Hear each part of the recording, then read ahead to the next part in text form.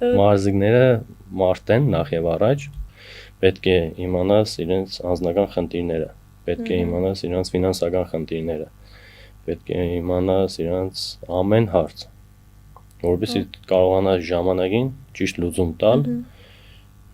այդ խնդիրների ձերս մնան եւ վերջի վերջո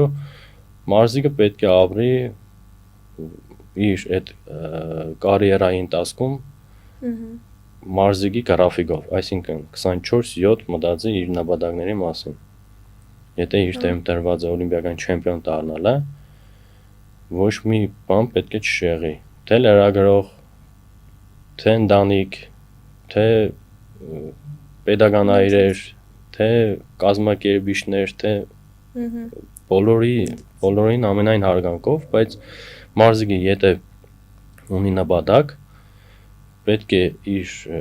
այդ առաջարկները, միջոցառումները կողքի տնի եւ կենտրոնանա իր նպատակների առաջ։ Ամբողջական հաղորդումը դիտեք մեր YouTube-յան ալիքում։